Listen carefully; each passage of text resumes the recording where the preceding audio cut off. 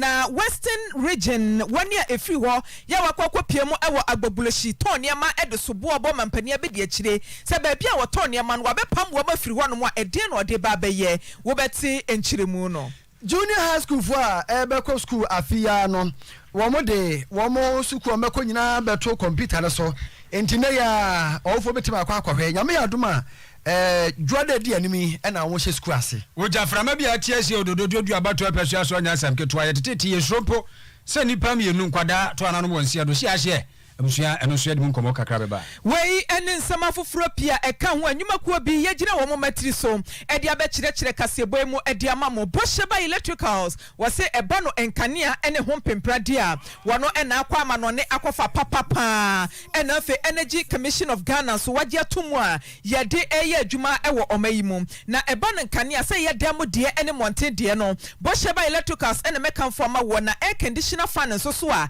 anu frama enwunu ye mano bosheba electricals ene de aba eye papa now so ebo no eda from wa years warranty a esaya wo kwa obetimi asan ede aba bosheba electricals ne nkrabata no wato apeti o my Ghana fa na nyina na opeti brekese anase head office ya ewo kumase edum prisons runabout edana wa Oyerepa ye womu na afe ukọ edum kisentisi dan no a ene Republic Bank edi animhwe no ebi wo honom ena afe PZ antiata akofo dan na mu atufo befrem 03220 30838 and 0541 12533 na woni bosheba electricals kasa wabeboa ama wonsa aka enkania papa na ye kamo extra comfort mattress and one was dana na hontom and na bi ha woda hontom san se empa woda so na mwa na so extra comfort mattress there oh utimi dana ho ade be che ho den san se wo mo de niam papa na ye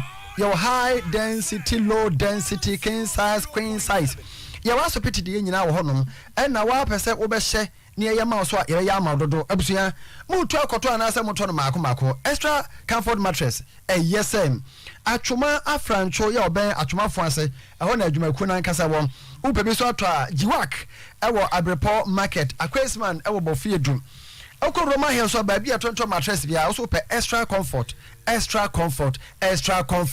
0244 85 30 36 0244 85 30 36 Oyerepa at 5 and then you call a yes swami magazine muhunu ni esi ye enyagro echira nyame adoma ye call a Joso market ho na Oyerepa TV no Oyerepa FM ejuma ye fo nyina ye kobade mu ye programs ye no afidie so any TV so nyina no fa dodo na no echira ye beye ewo Joso market enti Joso way monhia na enyina ye mom Joso aye kwai wa wunim se eye Oyerepa at 5 jumadi a ye bosumi asi hono a ye die na enwumakuo bi ebo ye chidom kojak okay wase wanum ho nsem se ye wose anasa wo ketrema wose achi nam no wa mo ho ene beboa wo power specialist herbal clinic wase wa yare se fie kanye mosquito repellent e ba no entontom a wo de plugo edan wo ebeku ni nyina na nkofa malaria ya de bia amfa amrew faith homeopathic clinic wase enu keto atafiri bia na de ho efri yade mu forever easy sanitary pads e ma no bosumi so a ya na adana odadwene ope amoase bi dia so a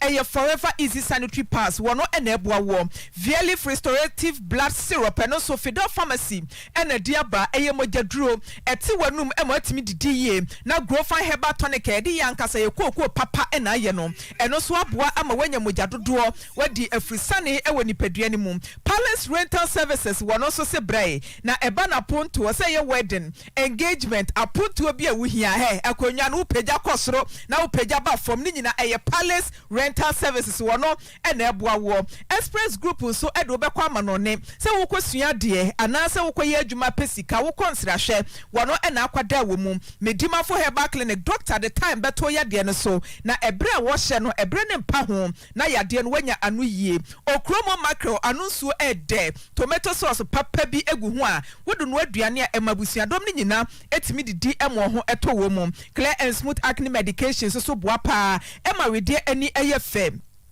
Bosheba Electricals and Kania Papa Fie Wawunimo Bosheba de Yedi Hwa dance se ba ne Kania dia we hwere di kan e wo maimu na abodi ahyasie ye kan say let there be light and there was light no na Bosheba Emmanuel Ajima wogina hono dadada Grace Phyto Medical and Diagnostic Center and so Dr. PK was wasua de etu ade nimde enesa oya de Resta M Vital Pharmacy na diaba no wasi Resta M no bedi kan anomo a agye se okokosho we de no hu se malaria ya de no ebi wom ansa na wanom amana keke malaria no away Roman father draw so boost immune system no na eboa male vitality mema monkwamwa no ebema no ho aye den na watimi atoto akun aboa Green Life Hybrid ka ho Bedita Pharmacy Energy Catering Services so se aduane papa ya wudi a etin wo se ase Dimpa Natural Clinic ye de enubna ehahama ena enso ya de amasbo ho so waba betutu nsuo no e de afidie sisua mechanize ama kama ewo boa airfo Pella Natural Mineral Water jaki apia nsuo wase beji binum na ya abojo nsuo particles bi anim na akwakofa ya de bia e de abro Oyerepa efri nyame ampa abusiafo ya trase ya besomo do hwere bako entem Korean semufo shano so sa enam Oyerepa radio Facebook ene Oyerepa 100.7 FM ni na Facebook betimi aba na yedi nkomo ho no menenu Krobea Asante na enuanom Maame Frimpomaa Korankye MFK for short NFA Oduefour Nana Sabere Pinamai Nana Penkra Hinichiame Oduefour for long. And 10 times so yanye brena ni die kwan so yentie kasebo ni chiremu ankasa. Atadwifo wa wamafo e woboko ene ne patamu wanom atedenne yenyina yenim ensem a efri empatamu wanom eba mentimi wase akwa yesi kantwe ne atutoto nanso ne empanifo ye wo mumpurugu anase mampurugu traditional area boko patamu wanom atena se aya mamre ene amane namso amana bohugu mahami Abdullahi Sheriga ya wotoso emienu waya mamre ne amane edo ahene foforo kora atena konwa so ene wukuo ya eye February bosumene da etosu edunu mafimpi mienu ene aduonu emiensa na wahemfufuro ya wonom edinisi akonwa so no amamre ni nyina ekoso ewo na yiri palace ahemfi a ewo na lerigu na edian yedema no na konwa din eye Alhaji Saidu Abagre na ensentrofo ne panifo twetwe nkomo ebra wonom edinisi akonwa so anase wode no etena so ewieye na womanfo ye wonpetam wonom nyina agitwi ekobodompem ewo na yiri ahemfi ewo na lerigu North East Mantam no emua na enya asem keto akra na ne okopiem ewo mampurugu nso so dia we echi momomenu na we yeni age a wo sere no hemfoforo kra ya mpanifo apa no hontema ese wono ene wo hino wo boko no Alhaji Saidu Abagre wone Oyerepa kasebo etwetwe nkom a wo chiremu se niama ekoso mentemi ho ase a akofa tututu ne akunkum ababoko mpatam wanom no wo betena konwa kase so no be di obetimi bia na ase atimi atu Football must have Football must have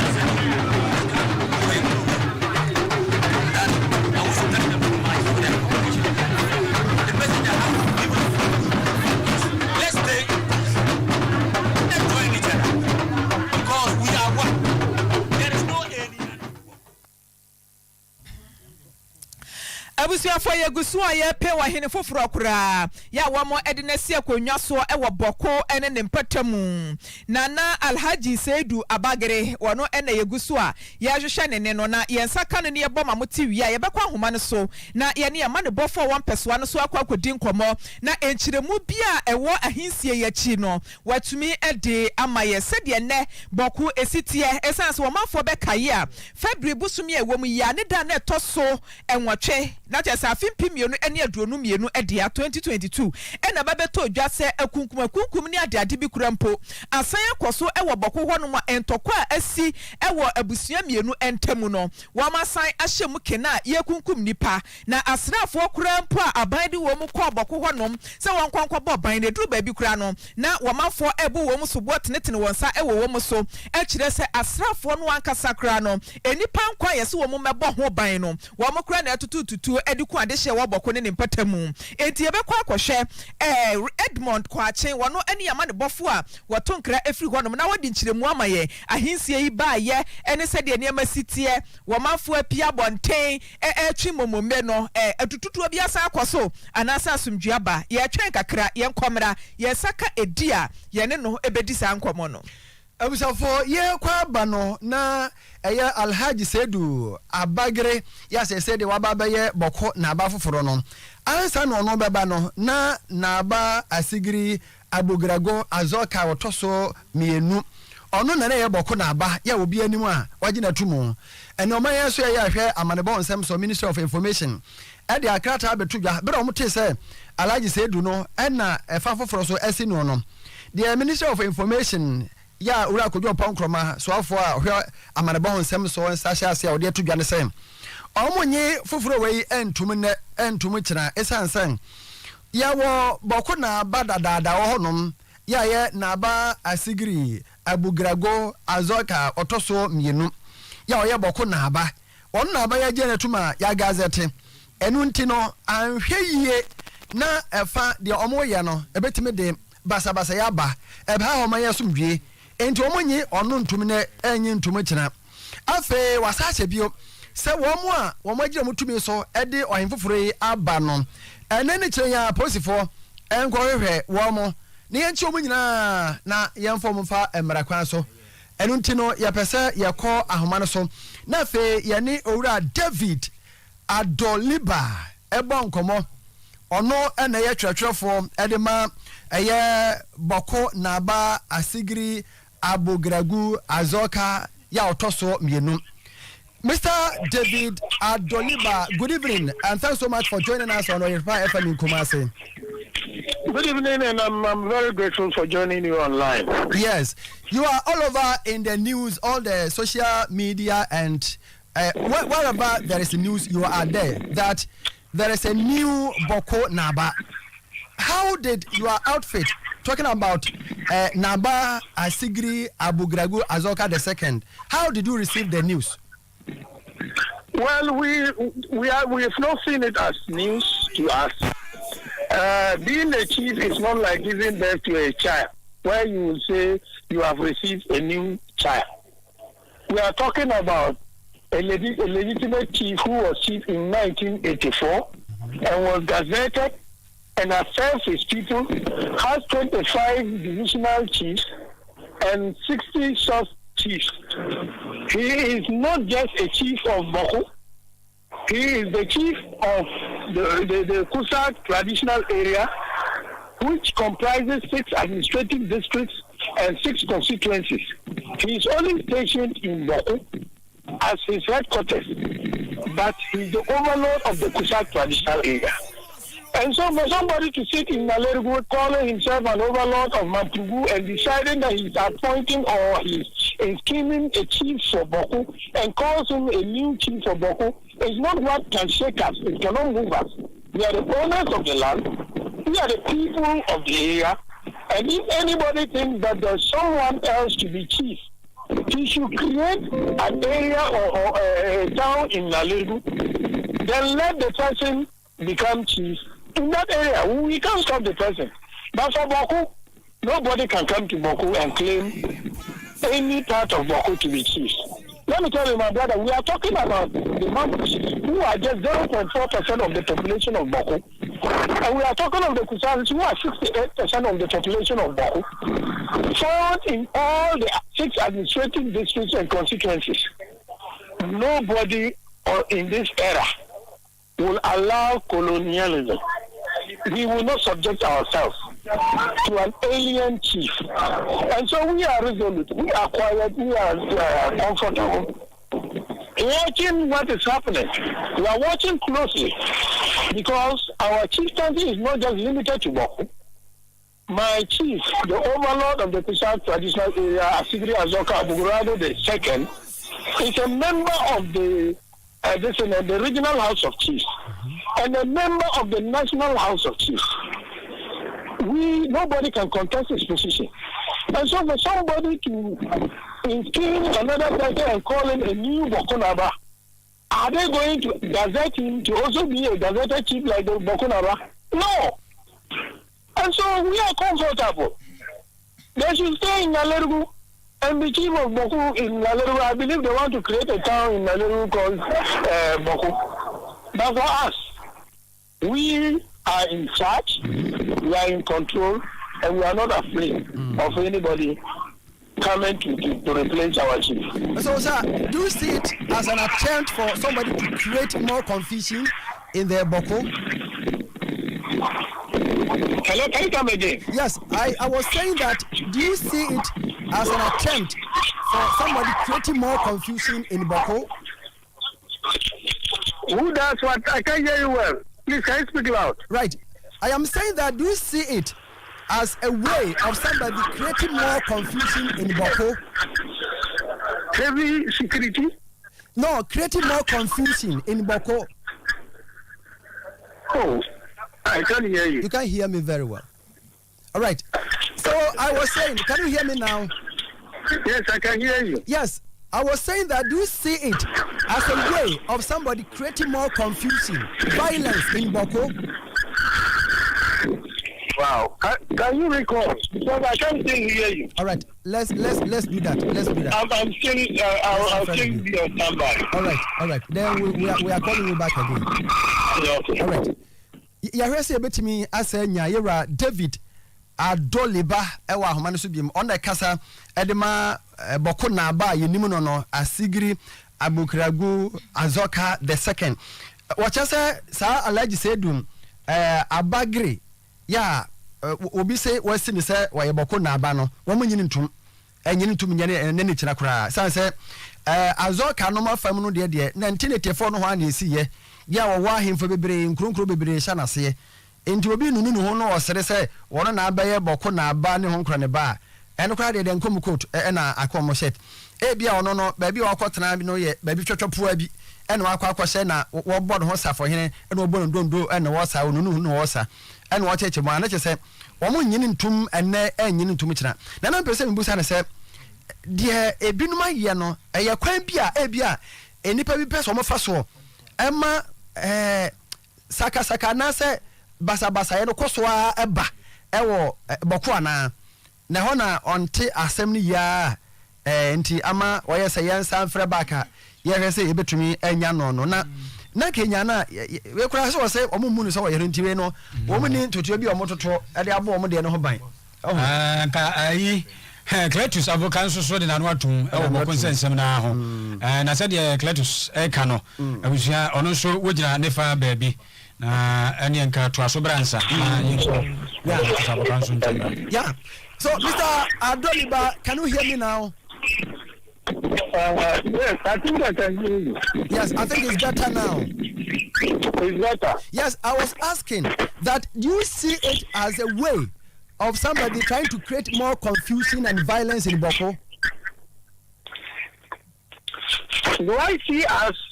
Yes, the way things are going, we have gazetted Boko Naba. Now it is in the news again that Alhaji Sedu Abugre also is now the new Boko Naba. And so I am asking that you see it as a way of somebody from somewhere trying to create more confusion in Boko? Exactly the point. You see, the overlord of the Mampugu kingdom, now Sirigu, should have known that the Mampugu kingdom is found in the northeast region. And so he has no business interfering in the upper east region. He doesn't have that capacity to determine who should be a chief in Boko. Boko does not belong to Mampusis. Boko belongs to Kusasis. Yeah. We are the people who are the Tindanes, and when they say Tindanes, landowners. There is no part of Boko you find a priest or a fetish priest or anybody linking the ancestral spirits who is not a Kusasi. Even if you buy land, it's the Kusasi that will pour libation for you to farm. And so for him to have used past glory to inskin somebody and call him Bokunaba in itself is a threat to the people of Boku and national security. And that is why you found the Minister of Information writing and stating that his action is criminal, his action is condemnable, and all well-meaning Ghanaians should know that the overlord of Mampugu is rather calling for more bloodshed in Boku. He has done that before, and he thinks that he needs more blood. And that's why he's calling for this. All right. But for us, we are not perturbed because he has land, that's why he's in skinning chiefs. We are still remaining resolute. And we have our chief. Now, you should know that our chief, or the overlord of the Kusak traditional area, has not been disappointed in any form. He's still the overlord of the Kusak traditional area. And so we wait to see who can come and how they can come. All right. Because you cannot enter Boku without passing through the Kusasi territories. Straight from about 45 kilometers after Bolga, you are entering Boku through Kusasis. After Dambaga, when you come to the Bimboba land, you are going through Kusasis, through the Garu district to come to Boku. So we wonder what came in his mind. And you know, chieftaincy is about they come to pay, you give them chieftaincy. So that's their norm. So I'm told he was given 5 billion and he decided to take decision to the detriment of the lives of the people of Boku. We are owners of the land. We are not scared of anybody, but we are waiting for them. All right. Mr. David Adoliba, we thank you so much for joining us on our 6 p.m. news. All right.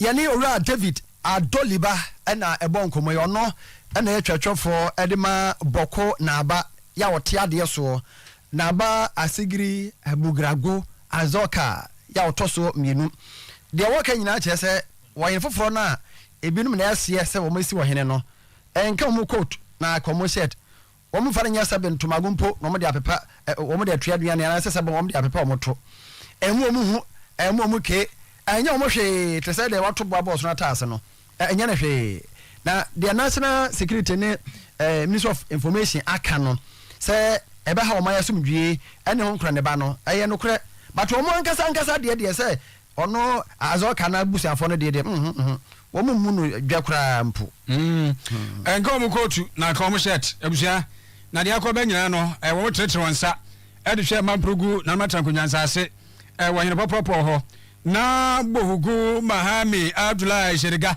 ya woto so mienu asuo se wonumom e na akwa akosi wo hene fofora ye frɛ no Alhaji Sedu Abagere ye no akopeja we nyina ba wo mo soso a kyerɛ se so ba be piem wo mpatam ho no mu a wo mo nim se eno no eye kusiak na nanam atrankonyansa ase no na ba asigiri abogrago azoka otoso mienu yi ono na ye ho popropo na mo te se Oduefour na Asabere ene wopani kese yi ne kasa mafo edi enkomo sesi yi no de okasa enkomo kotu na akomo shirt no na enkomodi yi akwa so ekura no wotei se na Oduefour ebisa opani ni se enam sa yoyi so esa akofet janimu ana nipa bi na empesa asumdue bekoso edi hene woboko kire se boko ntokwa no enye na emu ana mu afunyan na asa adwo ama bire bi atwa mukura ncha yi wote kokoso tufo se to bibiu edi ne na si fom ni panifo ado bi kabom ma asumdue bai ni nyina kire na emu ana ne fa ba bi asa sori a sebe na kire sa asumdue no a na omafo bi mpesa ebefa ne ntuma papa efra woboko na ne patemu asemi ena yewura Cletus avoka na chebedwafo a wo mo wo atifia poye FM no ososo aka wo bi e kire se nukuro do pa se nkofo bi pesa asodwe be di hene o mo fite janim entokwa no so ma nya yi a de ho ha be papa. It has come to the attention of the members of parliament from to aggravate the Boko Central situation in Boko. Zebila, Binduri, for February 2023. Timpani. It has come to the attention that the Nairi, the members of parliament from Maame Abdullah Sheriga II has purported to enskin a rival chief from Boko. This is unacceptable and should not come from a person of his stature. Such purported enskinment is null and void and will not be recognized by any institution under the 1992 Constitution. The government of Ghana must take every step to ensure the maintenance of peace and security. Oti ayora kletus avoka enso ebrashim dwafo wonu mu wo upper east etifia poye mantem no mu bako na wo kyerese entwaye okra anti we do mababo ntentem o makasa na yafa no nto yefe jaahye yenim se emprepe wumi nsuo tode na nso so eduru bra bi ati se ye na jaso di makotre pa jan betimi ahia wo hwe kyere hunu de beye na to ba bi buruburu jew na ne ebe hia na seja pade ye ka se eja eye adamfo enso so no oyetafo kase pa mo Oyerepa radio Facebook anaso Oyerepa 100.7 nyina Facebook mo YouTube Oyerepa FM ni ade ni nyina mo hwe eja na ahye timber market enkran sa no ahye kioso awdo nyina ne yaka ni kura nkai kura no be sa hanum kioso no ena ahye ne yetete se nkwada kura mienu namu atwa na no mo nsia do kwadwo ba fo de enkran popuri man tem on na boya mane ba bia asemsi o kwadwo boyemu ense na ne emesitie mini amedate ya wosem na atimo woye nkampomponi mantem timber market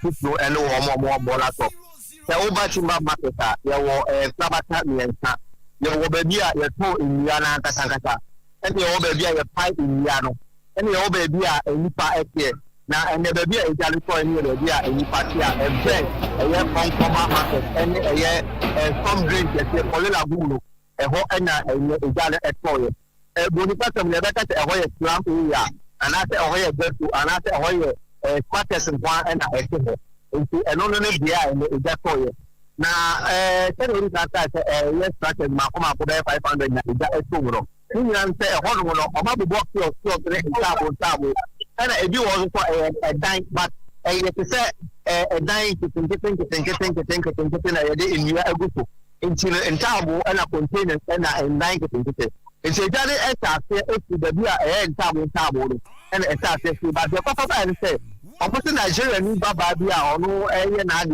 and also a gas people and no job on a gas exploded. Now, exploded people, as I said, on the blood, we probably exploding down and going to cylinder into the status explosive in the battle. And I almost saw the NSA say, John West exploded. And a one time to Bunimantema, including Mula, you papa. And I'm not inflammatory. In the Comas, I listen to the report on them from our woman. Spread and a massa, a yes, practice in the Padua, a Janet Chelo. Now, fire for a yard, the essence of one don't cook and a Janet shot, and a fire for the already a yes, send that Makuma, a stick, and a buyer of a bit in Jano. Some may know a casino. A Janet, the fire, body of the more. But I fear a year will be better than the dead, you know. I shall fear a 30 Kawuma, a Gavin said. And from Malugua, market, a jan over Paoba, I will tell a woman, one more about Japadiano, and Kapuniman over no more. The baby to the crowd every idea. As I feel rough or not, or more about the difficult war. One more now, or Japadiase, or more containers, and any other clothes as I feel rough on Abase. And then the one first time, I am here, maybe I was here, or more time and Papo.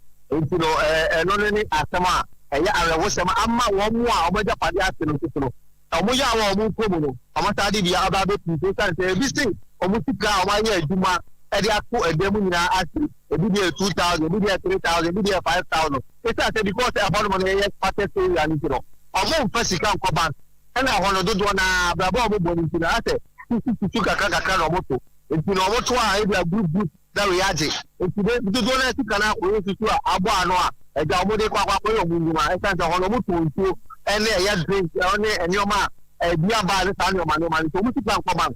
Italian Yassi, it was a few of our say, Yamia Domosina, or Moba, if you need to die, there is a Moba before, the Honma will be who for no matter Tabu Box or Kyoto, no matter, and say, Hona Asino, who live a beer out of the house extra, I sent to see one mark of the Sika obekwa kutia tu anu je sika empa kutia nti awe semo na enu anu ni adofono kumwa ya wono anu odiye papa sanse emebulu no e de dɔɔso wɔn mu a ɔmo fi ɔmo kura ate abaso ɔmo pe bibi edi no ɛgya ɛwudi sɛm wei anasɛ etimɔden sɛm wei ato wɔn a ɛgya asase wura fɔ soso ɛbrɛ ɔmo to ɛnyɛ ɛnyimire wei a ɛkɔ so ɛnyɛ anadwo mu aba sábà mi ni o kàtẹ́ nsuo no tó emu na obi tó mu sá sẹ́ nípa ẹ̀na yẹn nua no mu a ẹ̀jẹ̀ yìí atọ́ bẹ̀ẹ̀bi ọmọ ti no ọmọ kọ́ akọ́da ẹ̀no ní nsẹ́mu a ababa bẹ tó dà wúdi aha no mu a wọ́n ní ọmọ kata fẹ́ nkata. ẹ kyẹ sẹ nipa no a sábà wọn mu nya baabi na wọn gya padeɛ ne adeɛ sɛ ne deɛ ɛ kaka ne ɔmo bɛ boro bɛ sɛ apɛ ne akyire koraa o.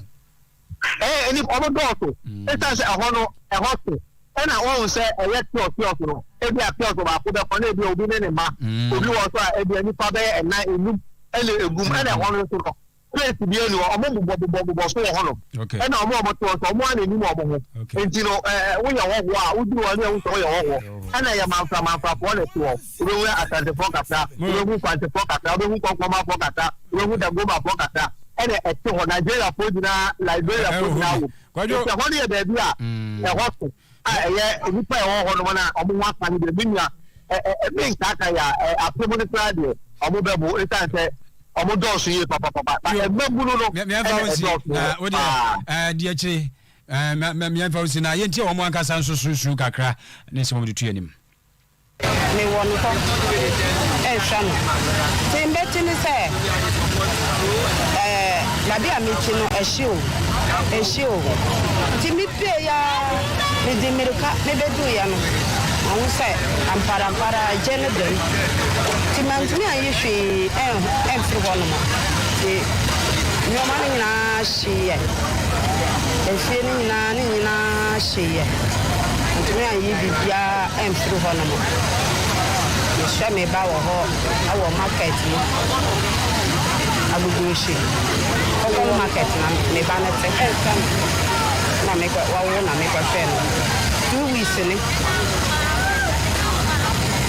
na agya no hyeeɛ nneɛma nyinaa bebree ase mamfa baako koraa mpo na ɛwɔ adwuma mu yɛte sɛ agya no aba ha sɛ yɛbɛduruyɛ no yɛde biaa ase adwene monkafra paa ododododo abatoa pɛsua so ɛna yɛkɔ tibe market yɛfrɛ baabi bɔɔla top ɛkyɛ bɔɔla so no ɛne sɛ ɔmanfoɔ adi amia saa no monkafra ɛnim sɛ panifoɔ de bɛdi akyiri baabi ɔbɛda koraa saa biri ɛno ne yɛdwene ho yɛkɔ anim wogu so a wotie kaseɛbɔ ɛfiri Oyerepa 100.7 yɛwɔ Facebook Oyerepa radio YouTube ɛyɛ Oyerepa FM wobɛwura hɔ nom adeɛ atwa go no wobɛtumi anya bi anhwɛ na wode wadwenkyerɛ no ato hɔ nom yɛda soa agyina mu ɛwɔ ɛnkran pompuni mantam mu adehyia bi a ɛfiri atɔyɛ mantam a wɔtɔn nneɛma ɛwɔ agbabulɔhyi wɔnom ɛde ato dwa akyerɛ mu sɛ wokɔpie mu ɛwɔ agbabulɔhyi edwa a ɛwɔ wɔ mpatam wɔnom a agya atɔyɛ mantam mu adehyeɛ atukɔtena wɔmatu akɔtena wɔnom ɛdi dwa nkakra no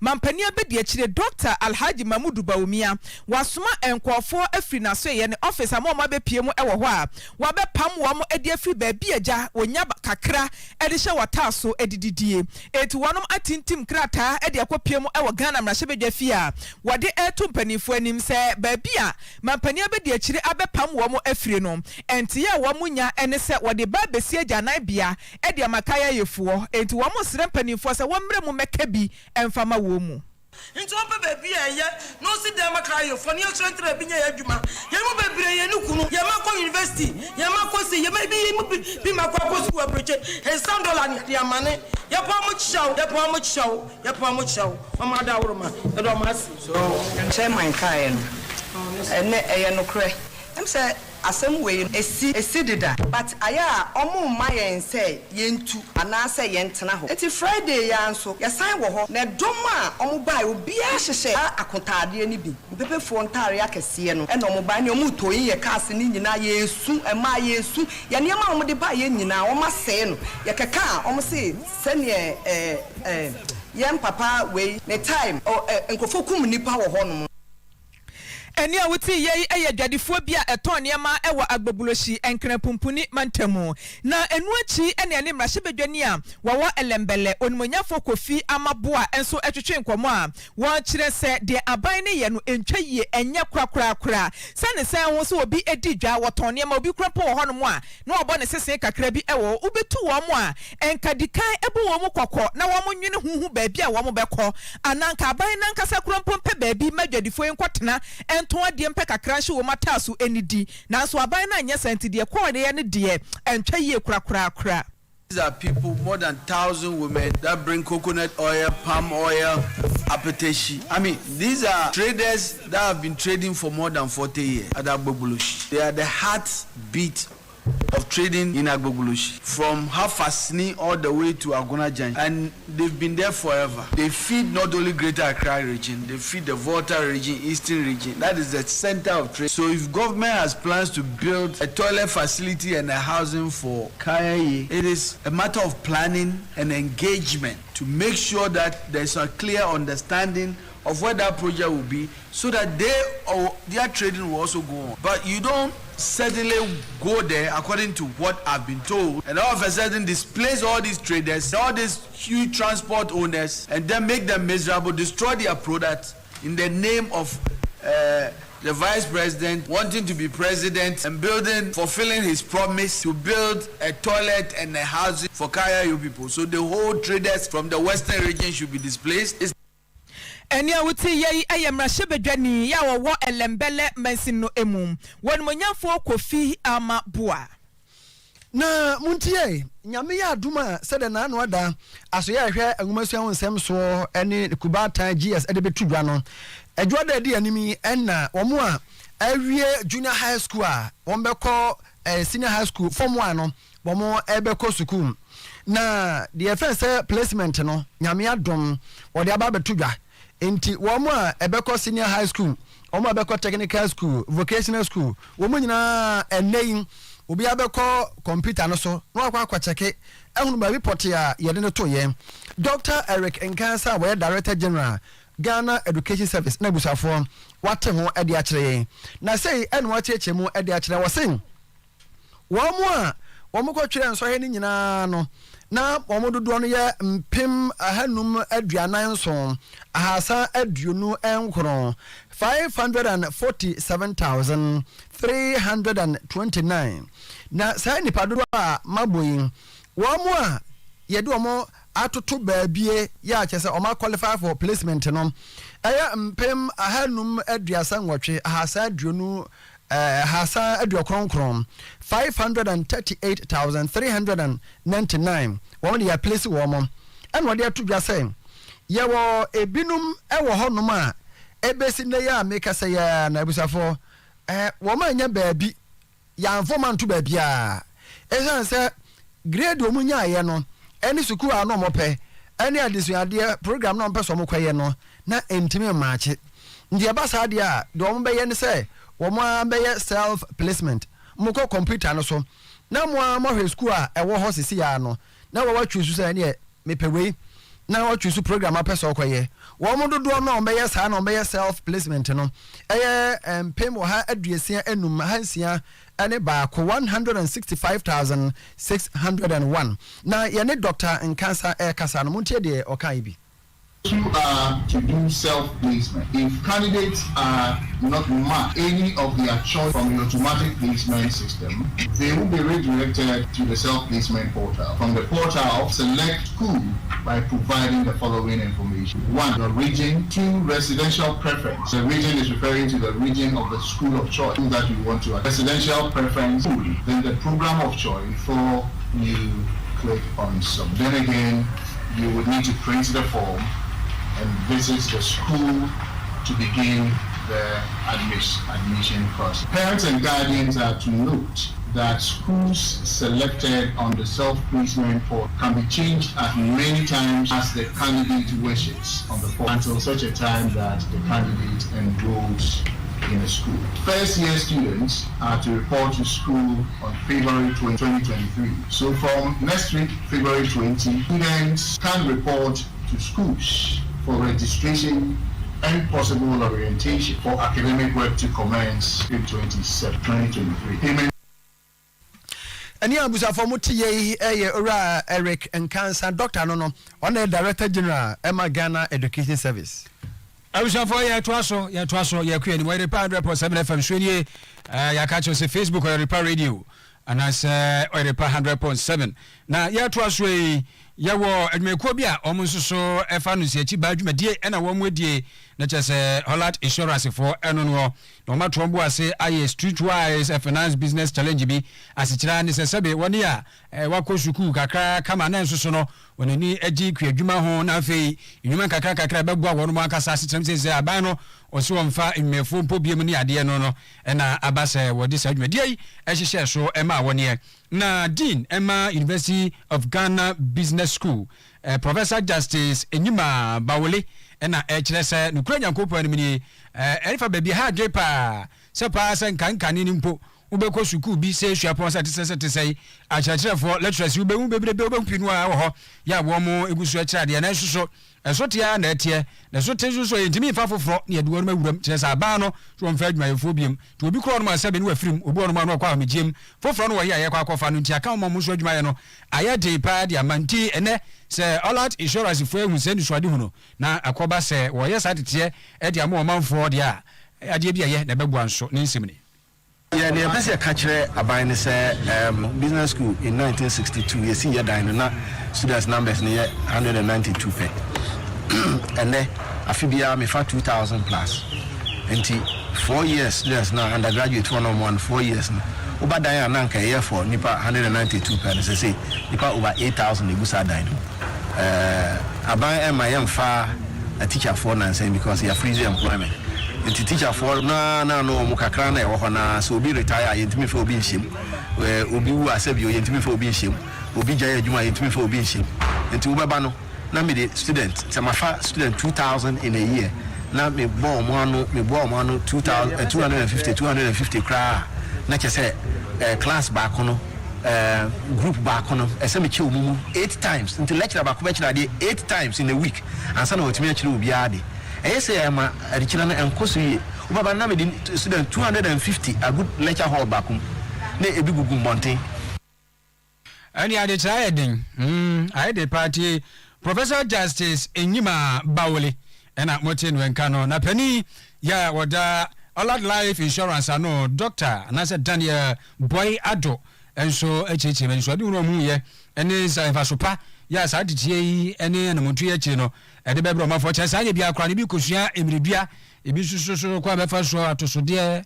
ne de ke ka no ni nyina eboa de bia business community na adia asama Ghana for kan say graduates ni pia ye nkyere om senior o ma so meeting ayo ma juma nti obia pia we expect say aban de na juma obi ma na juma ba yen ni bia ye wo juma jana ni ho sa nti o ni pe pia ma wi school mo ni juma nti abere tie say universities no University of Ghana and University of Campus won to say BC mo boa students na no mo kire o senior wan kasa betimi efi wadwuma ase eno fi ase ade adbeye na odi ama adwuma na nyi no e ma eni ji hola don so eno en buta e si enim say be boa site na ye adwuma wo mu no yentimi nyi adwuma wa Ghana na hwe o fa Ghana ho fa ye ho yeti say omo boa students ano no ma kire o bade no yende na sianso yam bra na yam be boa na yen prepare the next generation no we school a omo we so mo prepare juma ye wo e na bi we school a ona na juma kakra ente managing director ankasa peni a oda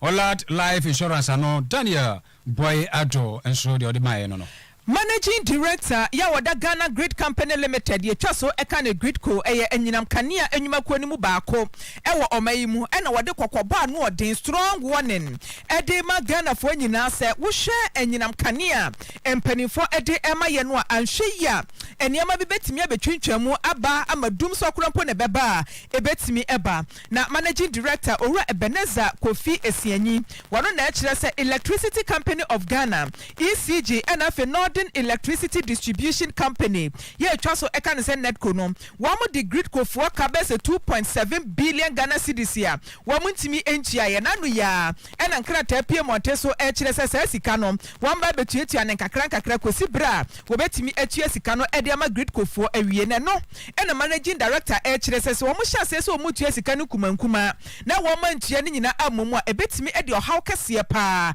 ena aba na wo hwe eniema hodo a SSA enam gadamsefo ene adeade a wo mo tua sika no be se $200,000 ena ede eye ho adwuma e wa grid kofo no wo mo enfidie ene wo mo homa ahodo ni mu eti se koba se 2.7 billion Ghana cedis da ho na se ECG fo ene netco fo entua de a ene wo haw kase pa ene de bebre wo man no ebedru bre bi kura no na wo mo ntimi emfa nyinam kanea e magana fo. From my last count, I think it's about 2.7 billion Ghana cedis. ECG and NETCO, about 2.7 billion. The debt impact on our operations, I wouldn't want to deceive anybody. It is an issue. That is the reason why government makes a conscious effort to find some resources for us to do the investments that we require. It all with the understanding that, hey, this legacy debt may have to be addressed in a strategic way over time. We have bulk of compensation that we need to pay for people that's given us their land for us to use. Then also, if I had the resources, I would have bulldozed all my lines. Clearly, when you do that, it gives you like 2 or 3 years. Much of disturbances that we have is because there is some tree under the line. You've loaded a little to the line has come down a little more. It is not touching the ground. And normally it doesn't touch the object. It is the distance as you close it up. Then the fire that is silently working on it will find a path to the ground. If I had all the resources, but we are managing it. Tough economy, not only availability of fuel and electricity. Said the economy is tough, but if we don't have these two, it will worsen the situation. Eni awuti ye eye pani kwanchirefo a wada Ghana Grid Company Limited ye twa so eka ne se Grid Co eye nyinam kanea enwumakuo no ne nkrabata baako ewo omayimu owura Ebeneza Kofi Esianyi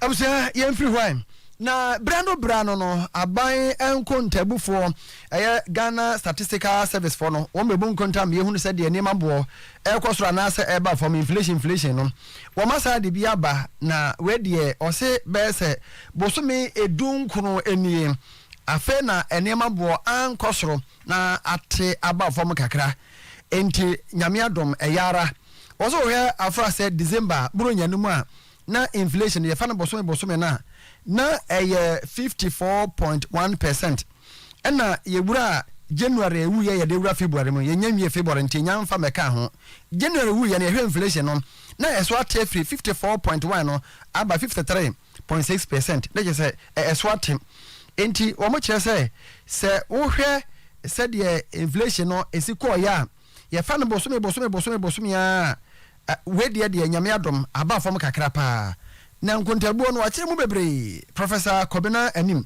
ya o ya ban kontabu fo kire say isi region pa na inflation no e cost ro hwe na afiafi nyina efro na aba incrementemu enne keka ho.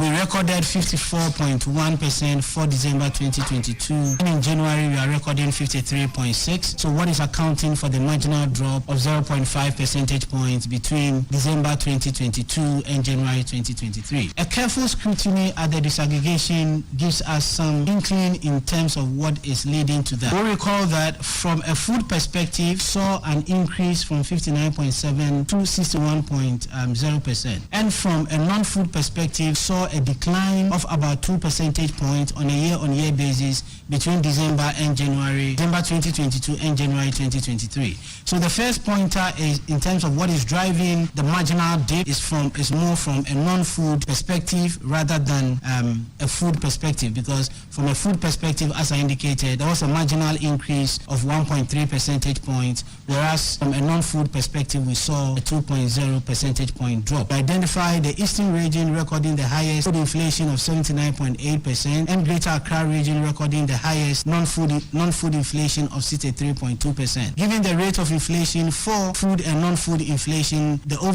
region that recorded the overall highest inflation was the Eastern region with an inflation rate of 66.2%, followed by Greater Accra 65.0%. Comparing the region with the highest rate of inflation, Eastern region, and the region with the least rate of inflation, Volta region, which recorded a rate of 34.7%, we see about twice the percentage point difference between these two regions, with Eastern region recording 66.2% and Volta region 34.7%. Any amuti ye aban kontabu for Professor Kobena Anim ena wabu konta de akire ye hunu sede sede ene mabo ko ye afra say December ene afi January. Ma bere be de Dr. Mahmoud Bawumia ene wakwa akopa National Children's Library ena afi mobile library bi o entuma kra wakoda no wadi adane edi ama na ene nkrata egum nyasam ketua nkrata simansima be sa 1000 books ene wom ni nkasa ye mu na wo kire se mapani na dakwa kufu adro ne so di hunu se obegboa ama de suatumi akodu pepenso bi a Ghana mofra betumi enya so fa so pan yade no ne fa ba konsoso eno no ne betumi atu sebe ye buburo suso ade afiri o mayi mu no ejina adesua so titiru nti ne yi a wada ne sala library no ne de ka hu nyina de amasa no kofo no hwe ni yi na mofra no so enya so fa so pom konko sua de ene se ifra fimpimi no ene du nwotwe atuamu akofe ma fimpimi no ena afa aduasa eno ne 2018 to 2030 ne de ade bi afira no education strategic plan no no ebeboa pa nyina so papa na yadi achechere wo man enam sa wen suso eso ebi Dr. Mahmoud Bawumia mampani abedi achiri. It is on this premise that the 2018 to 2030 education strategic plan is anchored on making Ghana a learning nation. Ghana cannot be a learning nation if it does not prioritize access to knowledge resources through the public library system. Since 2017, the government of Nana Addo Dankwa Akufo-Addo's investment in the Guyana Library Authority has been visible all across the country. The ability of children to read and write by the age 10 is the surest way to close Ghana's current learning poverty gap. It is therefore exciting to witness the efforts of the Ghana Library Authority in revamping public libraries in the country. Dr. Mahmoud Bawumia. Ye tuaso na ye fi mampania be de kire ensemu na ye de ne akire mu ewo Yiro Krobo Senior High School ye wo apoye mantamu asuafo a ewo sa suku yi mu enya baabi enna esanse dormitories a esa Senior High School for edamu no eho akwatwe se de sen aboabo anwansan asuafo be sa pem ena suku dan a wonom ede enua abobo anase baabi omo be da edi nua abobo efi be sa afia pem ahenkro aduoso emienu 1972 yes you for best eduoson pen betimi adamu no enoa na afimpimioni ne aduonu miensa 2023 esua fogusua edamu eti abatan etimi top plastic chair de ma wo moma se mo fa nkwankwa ye desk e wo school mo ne top plastic chair no apenua table bi no de aka ho na akora no e de chiro ne ade a na ensemo a ekoso no abatan ene akyerɛkyerɛfo nani enye ho eti ebekwa homa ne so na ye ne titenani a wada Parent Teachers Association akyerɛkyerɛfo ene abatan enkabomu ku PTA owura Idrisu Adamte akwatwetwe ho enkomo beme na Oyerepa su nie ma joy Kejao ana yena ye be fa ni nyina saja ma yena wasi anwumire na yenhwe situation no se na niema sitie e wo Yilo Krobo Senior High School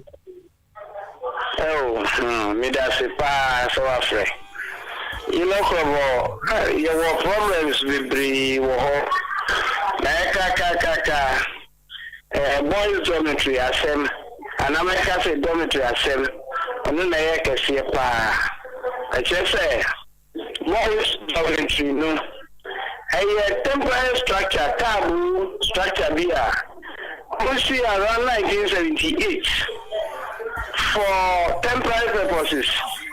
I'm saying 14 students per cubicle. As you see, the same dormitory, and that's where boys' dormitory I work. It is just here, then I say 14 times, let's say 4 or 5.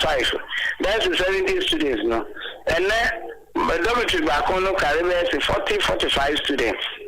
Into Korea congestion in one dormitory, no. And yet, as a picture. Into Federal heat place here, February, March, April. Heat no was so pass here. I want to me under them. Into a more open, no more the moment is number 2. About porch, you know, and now veranda and I will structure no name on. Now, Mudada. Almost see mosquito nets now, madam. A bit more mosquito net to grow moon into one amuda. A drew this time here. A drew raining seasons were the opposite. Also, mosquitoes in Yaman. And I will share the doctor attend and now from Kura. Tell no young student population as you have for bear say and a war sukunimu. To me, most statistics, no. Nancy Minnie said the whole school, no, about 2,800 students. Nancy borders population, no, they mean to me, no, offhand. Now, boys' dormitory, no, we share one more, no, we are almost over 500 students, and now something like that. A day woman see as you for a crabby temporal structure ya woking, and a demona says a woman for a course rosano, a dear and one and penny for to a phone. Now we have found around 2012, no, almost 30 dormitory, no, Professor Atamis Vesu. Now, so after say, sorry, Jim, no fool, no, but see, structure and dormitory structure and media 3 stories. It is close to 500 students. The event we have. Now, almost sit down, Nansu, fittings, doors, windows, electrical fittings, plumbing facilities, floor knock, one yes, amazing. Into any idea, betting me some allow them say in the meantime, any idea betting me, sir.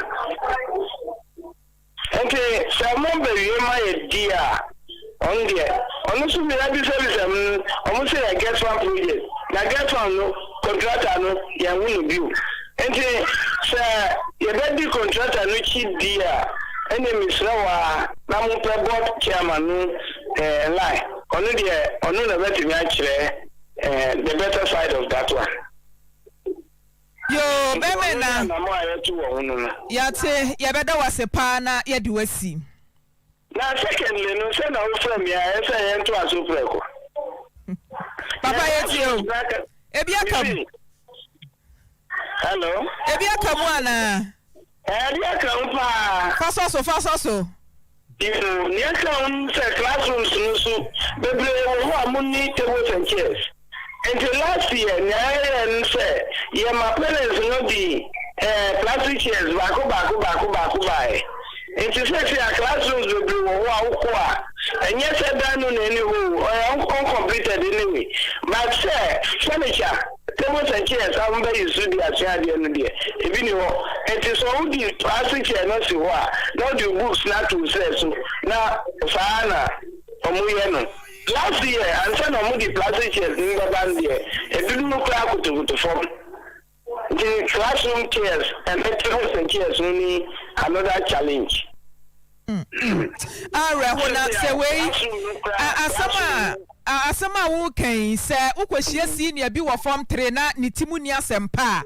No, a quack junior, no, the Nechi, and I a table chrosso. Yes. Yes, a bit more or the plastic chairs was now comfortable be a now cardboard be not the attorney so now none of the books no to exercise Ghana textbook not to so and sana will be studies.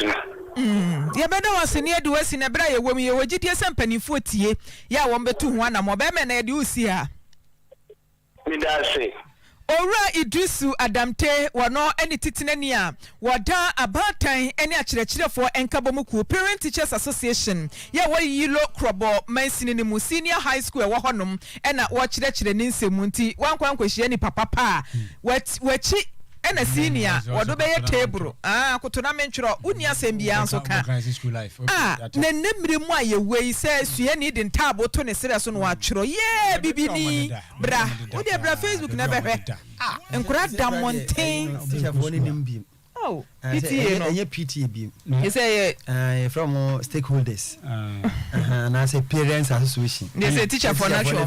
They say PA system. Hey, Areho. Would you ever heard baby on Creda? She a Facebook or Oyerepa radio. What the area baby? What the area beba? What da bonte? And then bibini. Yay, living legends.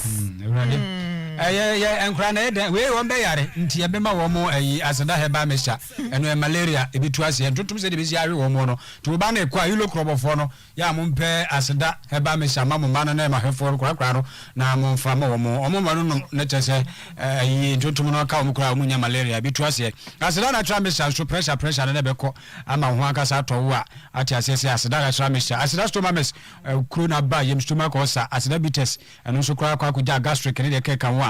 Nyina so bi to ase asena tonic ubu bi abetu ya didi kama akacho asena se ho ayefe ubu janu mi se kama ni mu aye safe fe